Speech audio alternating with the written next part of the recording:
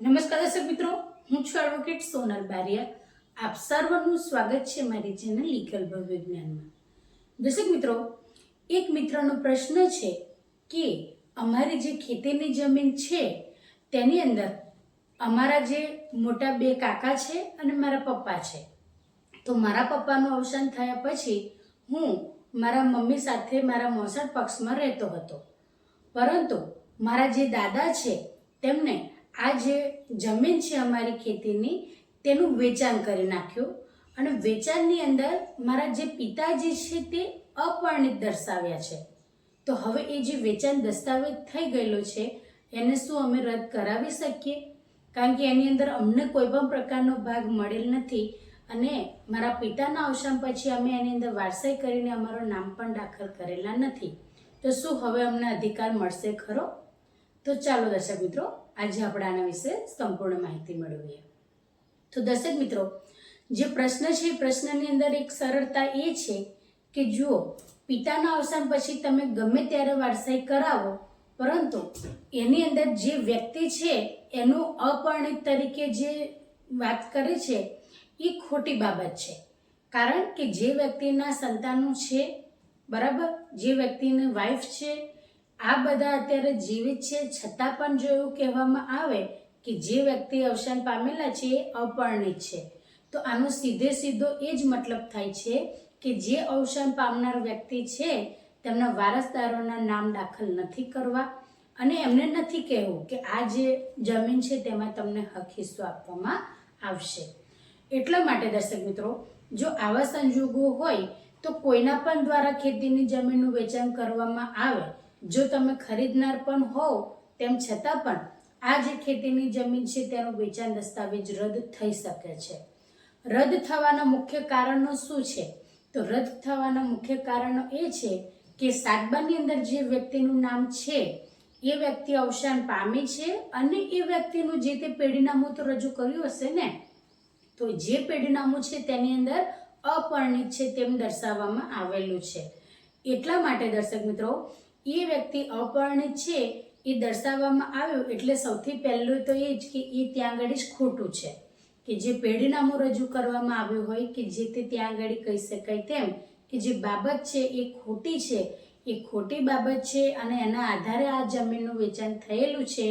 તો જે અપરિણિત વ્યક્તિ દર્શાવવામાં આવેલી છે તેના વારસદારો દ્વારા એ જે વેચાણ દસ્તાવેજ છે તેને રદ કરવા માટેની તમે જે તે કાર્યવાહી કરી શકો છો. કાર્યવાહીમાં શું તમારે કરવાનું છે? તો સૌથી પહેલાં તો જે જમીનનું વેચાણ થયું છે એ જમીનનું જે વેચાણ થયેલો જે દસ્તાવેજ છે તેને રદ કરવા માટેની તમારે અરજી કરવાની રહે છે, જે તે તમારે જે કચેરી હોય ત્યાં આગળ. ત્યાર પછી જે ખોટું પેઢીનામું રજૂ કર્યું છે, તો ખોટું પેઢીનામું બનાવ્યું છે તેની માટે એની અંદર કયા કયા સાક્ષીઓ હતા એ સાક્ષીઓને લઈને પણ તમે એની અંદર તકરાર ઊભી કરી શકો છો અને જેમને પેઢીનામું ખોટું બનાવ્યું છે તેમની ઉપર પણ તમે લીગલ એક્શન લઈ શકો છો. એટલે સૌથી પહેલાં તો તમે જે તે કચેરીની અંદર જે વેચાણ દસ્તાવેજ થઈ ગયો છે એમને રદ કરવા માટેની અરજી કરો. ત્યાર પછી ખોટું પેઢીનામું બનાવવામાં આવ્યું છે તે અંગેનું તમે જે તે કચેરીની અંદર કહી શકાય તેમ કે તમે રજૂઆત કરો કે જે પેઢીનામું છે એ જ ખોટું છે, આ મારા પિતા થાય છે અને એમના અમે વારસદારો અત્યારે હયાત છે પરંતુ વારસાઈ નથી કરાવી, જેથી કરીને અમારા નામે ખેતીની જમીનમાં દાખલ નથી થયેલા. એટલે આ રીતના કચેરી દ્વારા તમે જે તે કલેક્ટરશ્રીમાં પણ તમે અરજી કરી શકો છો અને ત્યાર પછી ત્યાંથી જે હુકમ આવશે તેના આધારે તમારા જે ખેતીની જમીન છે, જો ખોટું પેઢીનામું તમે રજૂ કર્યું હોય અને ખેતીની જમીન ફરી પાછી વેચી પણ દીધેલી હોય તો આ બંને પ્રક્રિયાની અંદર સૌથી પહેલી બાબત એ કે વેચાણ દસ્તાવેજ રદ કરવા માટે કલેક્ટર સાહેબ શ્રી હુકમ કરી શકશે.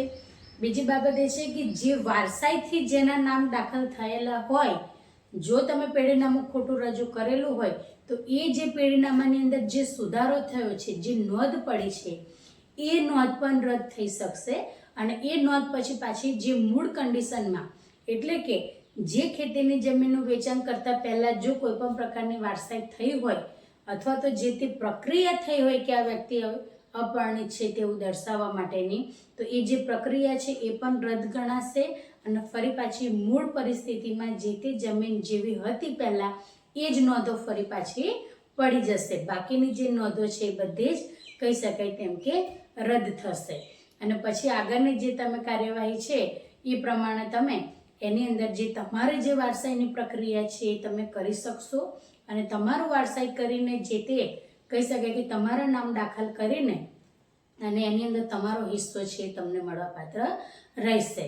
પરંતુ જો તમારા કાકાજી દ્વારા કે તમારા જે કહી શકાય કે પિતા દ્વારા એ ખેતીની જમીનની અંદર તમારા નામ દાખલ કરવા દેવામાં ન આવે તો એની માટે પણ તમે તમારે કોઈની જરૂર નથી. તમે ડાયરેક્ટ પણ વારસાઈ કરાવીને અને તમારા નામ દાખલ કરી શકો છો. તેની માટે એવું જરૂર નથી કે તમારે જે તમારા પિતાજી છે એટલે કે જે તમારા પપ્પાના પપ્પા દાદાજી છે એમનું તમે ત્યાં આગળ સાઇનની તમારે જરૂર નહીં પડે. તમે આ જે પ્રક્રિયા છે એની અંદર મુખ્ય બાબત એ છે કે જે વેચાણ દસ્તાવેજ થઈ ગયો છે એને તમારે તત્કાલ રદ કરાવવા માટેની સૌથી પહેલાં અરજી આપવી જ આવશ્યક છે.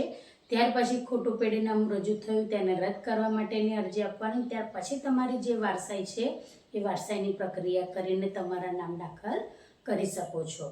જો કલેક્ટર સાહેબ શ્રી એવું કહેવાય કે આ જે ખેતીની જમીનનું વેચાણ દસ્તાવેજ છે રદ ન થઈ શકે તો પછી તમે આગળ સિવિલ રાહે જે સિવિલ કોર્ટ છે ત્યાં આગળ પણ કેસ કરી શકો છો વેચાણ દસ્તાવેજ રદ કરવા માટે. તો કોર્ટના હુકમને પછી તમે જે તે કોર્ટ છે એ પુરાવાના આધારે જો તમે સાચા સાબિત થશો તો ત્યાં આગળથી હુકમ કરવામાં આવશે અને એના હુકમના આધારે જે વેચાણ દસ્તાવેજ છે એ પણ રદ કરી શકાય છે. તો દર્શક મિત્રો, આ રીતે જો તમારો કોઈ પણ પ્રકારના હકનો હાનિ થતી હોય તો તમે ગભરાયા વગર તમારો જે હક કે હિસ્સો છે એ સંબંધોને સાઈડમાં રાખીને તમે તમારો હક કે હિસ્સો મેળવી શકો છો. તો દર્શક મિત્રો, આજના માટે આટલું જ. જો વિડીયો સારો લાગ્યો હોય તો તેને લાઈક કરજો, શેર કરજો અને ચેનલને સબસ્ક્રાઈબ કરજો. જય હિન્દ.